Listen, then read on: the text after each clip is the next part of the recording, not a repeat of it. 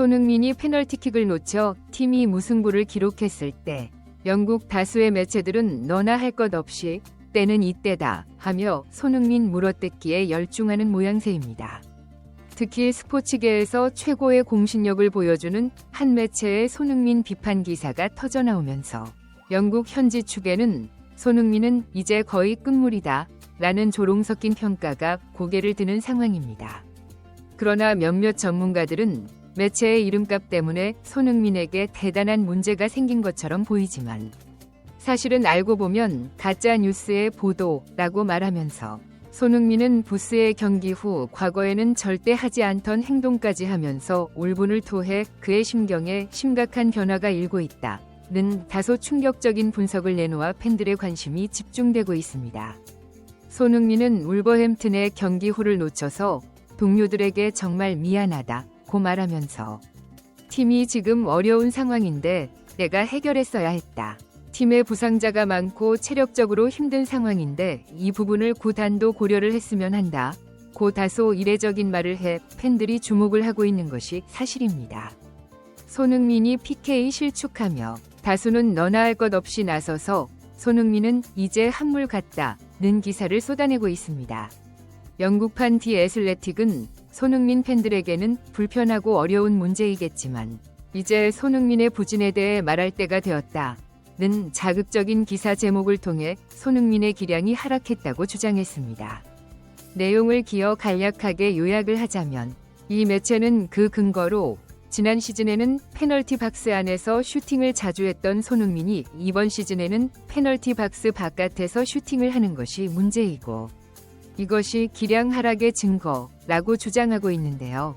이 기사를 접한 일부 전문가들은 디 애슬레틱 제 해리스 기자는 적어도 디 애슬레틱이라는 매체의 명성에 먹칠을 하지 않으려면 손흥민의 경기를 적어도 하나쯤은 전체 리뷰를 하고 글을 썼어야 했다. 고 일침을 가했습니다. 이들은 이 기자는 자신의 주장을 합리화하기 위해 편향된 몇몇 자료들을 취합. 손흥민의 기량이 마치 하락한 것처럼 말하지만 손흥민이 부진했던 경기 중 단 2경기라도 리뷰했다면 절대 저런 기사를 쓸 수 없었을 것이다. 수많은 데이터 중에 딱 저 데이터 하나만 가지고 글을 쓴 것을 보면 기자가 게으르다. 고 일침을 가했습니다. 이들은 이어서 손흥민이 부진한 경기들을 살펴보면 거의 예외가 없이 수비적인 부담을 엄청나게 떠는 경우에 이런 부진이 생기는데 울브스 전이 대표적이었다. 경기 시작하고 4분 만에 일어나는 일이라고 말하면서 손흥민은 최전방에서 전력으로 스프린트를 하는데 경기 시작하고 얼마 안 된 상황에서 이런 스프린트를 하며 뺏을 가능성도 거의 없는 상황에서 최전방 공격수가 체력을 낭비한다고 말했습니다. 일부 팬들은 경기 초반부터 저렇게 손흥민이 스프린트를 하는 줄은 몰랐다고 말하면서 공격을 하는데 체력을 모두 쏟아부어도 될까 말까 한 상황에서 저게 뭐하는 짓인지 암담하다고 한숨을 쉬었습니다. 또 다른 몇몇 전문가들은 수비도 수비지만 상대가 완전히 내려앉으면 공간이 나지 않는데 이 상황에서는 창의적인 미드필더가 있어 손흥민에게 패스 공급을 해야 하는데 토트넘에 그런 수준 있는 선수 자체가 없다 보니 손흥민에게 전혀 공간이 없는데도 패스가 이런 식으로 반복적으로 들어가고 손흥민이 움직일 수 있도록 주변 동료들이 움직여주는 게 아니라 사이드로 넓게 벌려 공을 받으면서 동료가 침투하는 공간을 만들어주는 미끼 역할을 한다고 말했습니다. 답답한 손흥민은 결국 중앙으로 자주 내려와서 공을 받게 되는데 이렇게 공을 손흥민이 받으러 내려오면 과거에는 상대 수비가 손흥민을 따라와 압박을 하면서 뒤에 공간을 내주는 경우가 많았다고 말하면서 하지만 손흥민이 그 뒷공간으로 패스를 넣어 찬스를 만든다는 것을 알고서는 압박을 하지 않고 공간을 내준 채로 오히려 뒤로 물러나는 경우가 잦아지는데요. 줄 곳이 없다고 설명했습니다. 결국 손흥민은 어쩔 수 없이 공을 가지고 미드필더처럼 운반을 하는데 그 거리가 거의 40여 미터 전후라고 말하면서 이런 역할 역시 손흥민의 체력을 다 갉아먹는다고 말했습니다.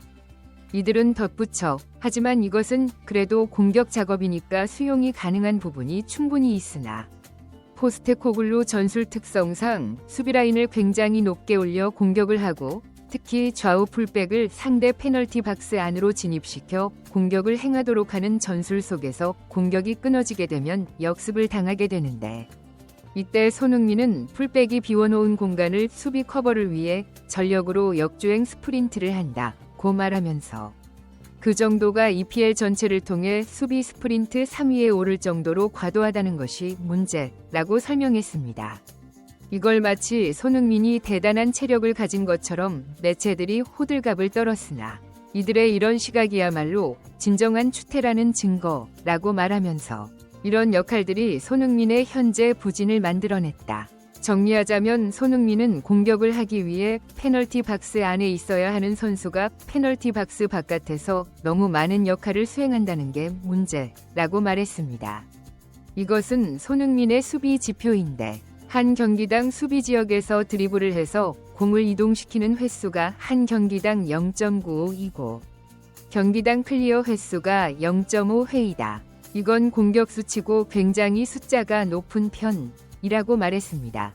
이 분석을 접한 일부 팬들은 손흥민이 포스테코글루 전술 속에서 완전히 갈려나간다고 말하면서 만약 손흥민이 위르겐 클롭 같은 유연한 전술을 쓰는 감독을 만났다면 살라처럼 날아다녔을 것이라고 말했습니다. 그러나 이 주장에 대해 또 다른 일각에서는 살라가 보여주는 공격 스탯에 비하면 손흥민은 비빌 수조차 없는데 느닷없이 무슨 살라와 손흥민을 함께 언급하냐며 살라가 훨씬 골도 잘 넣고 어시스트도 많은데 손흥민 따위를 살라와 비교하다니 어이가 없다고 반박하는 것이 사실입니다. 몇몇 전문가들은 데이터가 무슨 의미가 있는지도 모르기 때문에 저런 이상한 소리를 하는 것이라고 말하면서 살라는 손흥민처럼 페널티 박스 바깥에서 수비적인 역할을 하지 않고 최전방에서 압박 같은 것은 더욱 하지 않는다고 말했습니다. 이것은 살라의 수비 지표이다. 살라는 앞선 손흥민과 달리 수비할 때 한 경기당 볼 운반하는 횟수가 0.1이고 수비 커버를 해서 클리어하는 횟수 역시 0.2회이다. 살라는 거의 페널티 박스 안쪽에서 공격하는데 자신의 거의 모든 체력을 쏟아붓게 되는데 그는 이번 시즌 총 70번이 슈팅을 했고 페널티 박스 안에서 슈팅만 67회이다. 페널티 박스 바깥에서는 겨우 3번 슈팅을 했는데도 불구하고 빅찬스 미스가 14번이다. 만약 손흥민이 살라처럼 빅찬스를 14번 놓쳤으면 가루가 되도록 깨졌을 것이라고 말했습니다. 이에 반해 손흥민은 이번 시즌 총 35번이 슈팅을 시도했는데 그 중에 페널티 박스 안에서는 22번, 페널티 박스 바깥에서는 13번이며 빅찬스는 5회를 놓쳤다. 이 수치에 이를 곱해 살라와 엇비슷하게 통계치를 맞춰 통합해서 요약 정리하면 손흥민은 수비 지역까지 내려와 공을 운반하고 수비 커버까지 하면서 최전방에서 리그 3위에 해당할 정도로 엄청난 스프린트를 하며 전력으로 질주한다. 이런 수비는 리그 정상급 공격수들은 하지 않는데 유일하게 손흥민만 저런 이상한 전술적 역할을 수행하면서 체력을 낭비한다. 거기에 동료들에게 공간을 만들어주려고 페널티 박스 안으로 진입조차 못하고 있으며 진입을 한다고 해도 주변 동료들의 패스 실력이 되지 않아 좋은 찬스를 못 받는다. 이게 바로 손흥민이 부진한 이유라고 말했습니다. 이 분석을 접한 일부 팬들은 디애슬레틱은 좀 다를 줄 알았는데 분석을 듣고 보니 기자가 쓰레기라고 말하면서 손흥민은 토트넘과 절대 재계약하지 말고 리버풀로 가라. 살라를 저렇게 잘 쓰는 위르겐 클롭과 함께 한다면 손흥민 정도의 기량이면 세계도 제패하고 남을 것이라고 일침을 가해 많은 팬들의 고개를 끄덕이게 했습니다. 구독 및 멤버십 가입은 매일 더 나은 영상 제작 열정을 타오르게 합니다. 이상